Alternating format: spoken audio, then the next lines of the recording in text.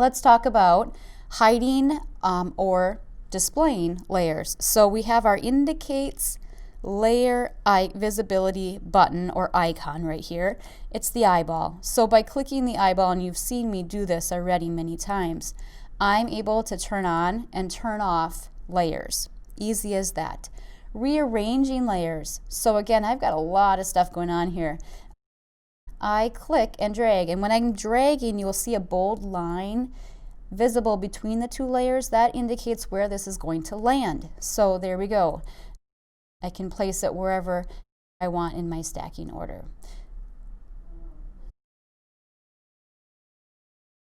All right, let's convert layers. So you see that I have this background layer.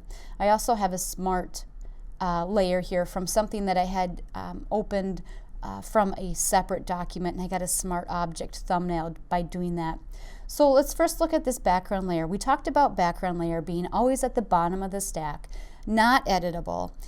So if I want to make this become a image layer so I can edit and I can rearrange, all I need to do is double click. By double clicking, it gives me the option to rename it, and it will always say layer 0. I can rename it if I want. And that's a good habit to get into by descriptively naming layers. So now I lost the little lock icon.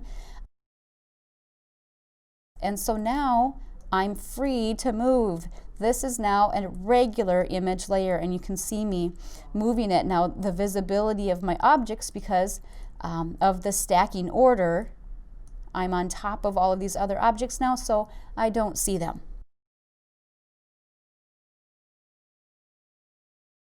I'm going to drag it to the bottom. What if I wanted to make that become my background layer? All right, so the way to do this actually is to travel back up to your layer menu. So I'm going to the layer menu and going to new, which seems odd because there already is a layer there, but what I'm doing is a background from layer. And there you go, here's my lock icon, and I can no longer move it in a different order, a stacking order. I cannot relocate it within my panel. Okay, so do you do this? Probably not very often. If you like just to preserve, make sure you don't wreck that bottom image, you know that's the way you're going to have it, then you certainly can lock it. You can only have one background layer though, so I can't keep locking all or making them be backgrounds. I can lock them, but I can't make them all be a background layer. Merging layers. Let's just take this off for a moment and let's look at these two. I need to make sure that the layer that I want to be playing with is active. What if I want to merge them? So they have to be visible. Layers that I want to merge have to be visible. They need to be next to each other. And I'm going to go into my little menu for layers. And basically we have a section here, merge down, merge visible, and flatten image.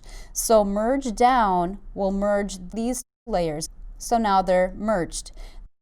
They are both together. Okay, so it's a way of cleaning house.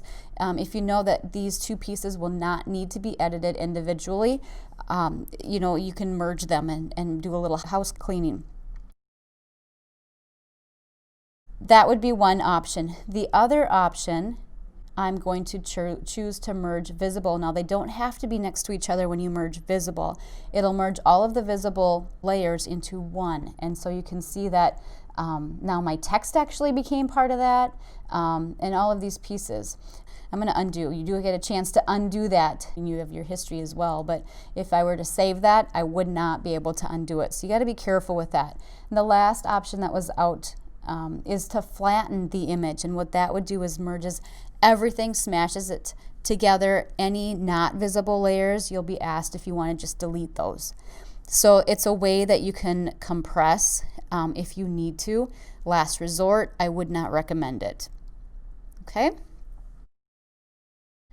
All right, so that's the way that we can merge layers together.